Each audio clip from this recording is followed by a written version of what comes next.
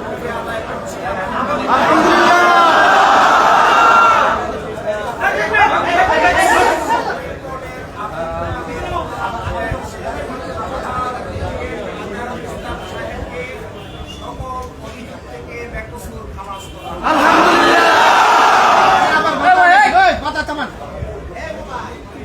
আজকে থেকে এখন থেকে ইসলামের সাবেক secretary general Azharul Islam is an innocent man.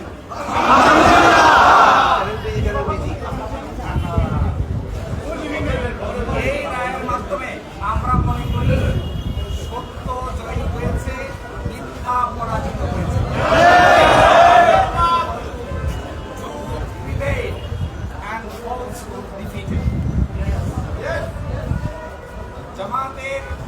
জামাতের এবং বিএনপির 6 জন শীর্ষস্থানীয় নেতৃবৃন্দকে মৃত্যুদণ্ড কার্যকর করা হয়েছে।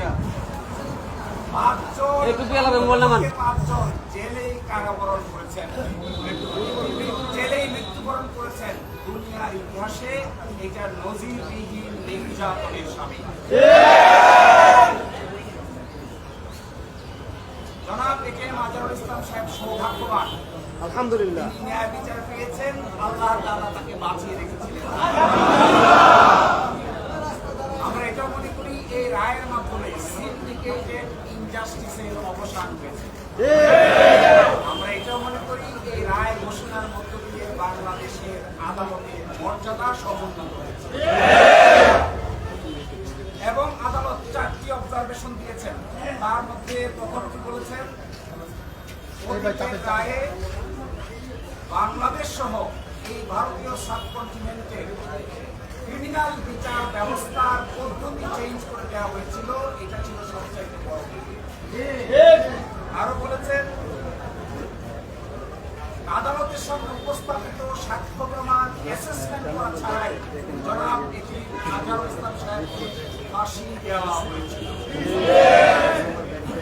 এবং আরেকটি ইম্পর্টেন্ট কথা বলেছেন যে পৃথিবীর ইতিহাসে এটি একটি ট্র্যাভেস্টি অফ ট্রুথ, অর্থাৎ বিচারের নামে অবিচার। আরো বলেছেন তথ্য প্রমাণ করা হয়েছিল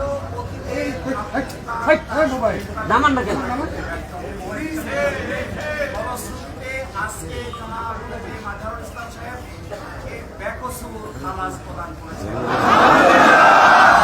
ইতিহাসে নয়, পৃথিবীর ইতিহাসে একটি নজিরবিহীন ঘটনা। এর মাধ্যমে আমরা মনে করি ন্যায় বিচার প্রতিষ্ঠিত হয়েছে, সত্য বিজয়ী হয়েছে, মিথ্যা পরাজিত হয়েছে।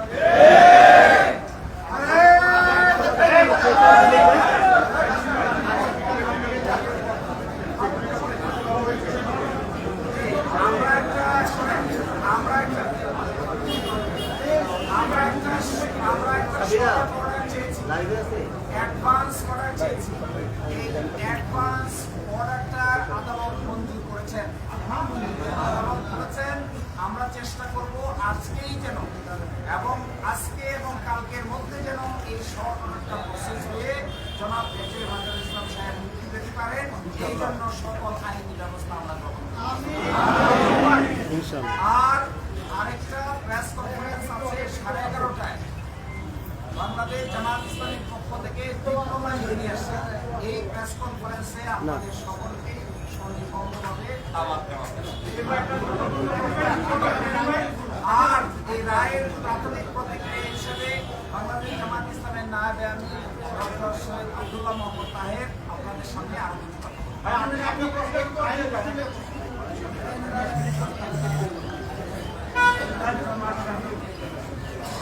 ভাই মোবাইলটা না বেচান না একটু ভাই।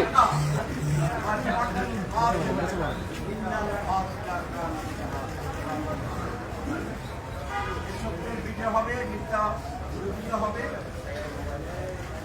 এবং মিথ্যা ভাই বেচান একটু আপনারা মহামান্য সুপ্রিম কোর্টের রায়ের মাধ্যমে এই সুপ্রিম কোর্টে সুপ্রিম বিজয় হয়েছে, সুপ্রিম বিজয় হয়েছে, সুপ্রিম বিজয় হয়েছে। আজকে 11:30টায় সাংবাদিক সম্মেলন হবে, সেখানে আমাদের মন্ত্রণালয় জামাত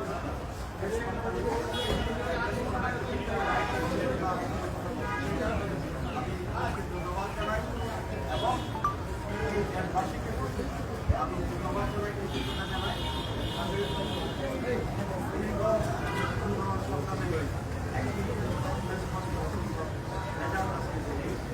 আমি লয়ারদেরকে ধন্যবাদ জানাই, যারা দিন পরিশ্রম করি আপনাদের অনেক করছেন এবং যারা আমি আপনার সাংবাদিকদের ধন্যবাদ।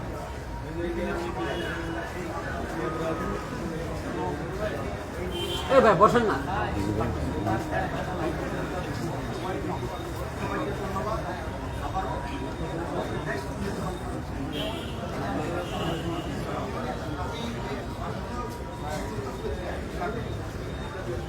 ভাই একটু পেছান না আপনারা।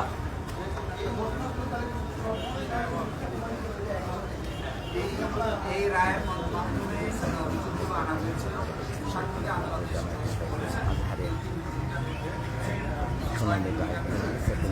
একজন সাক্ষীকে জিজ্ঞেস করা হয়েছিল যে আপনার সন্তানের নাম কি, সে তার ছেলের নাম বলতে পারে না, মেয়ের নাম বলতে পারে না, ওয়াইফের নাম বলতে পারে না, সে ঠিকই এই মাদার ইসলামের নাম বলতে পারে। এই রায়ের মাধ্যমে এই আগে রায়ের যে সমস্ত ফাইন্ডিং ছিল, এই মিথ্যা সাক্ষ্যের উপর ভিত্তি করে যে সমস্ত সাজা দেওয়া হয়েছিল সবই আজকে অসত্য প্রমাণিত হলো এবং তাকে বেকসুর খালাস করা। আগে দাঁড়া যাবেন আপনারা। আমরা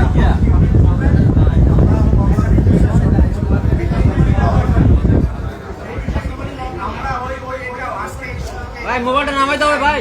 আজকে আমরা মনে করি এই রায় পূর্ণাঙ্গ রায় বের হয়ে যাওয়ার পর অতীতের রায় সম্পর্কে এই রায় অনেক অবজারভেশন থাকে।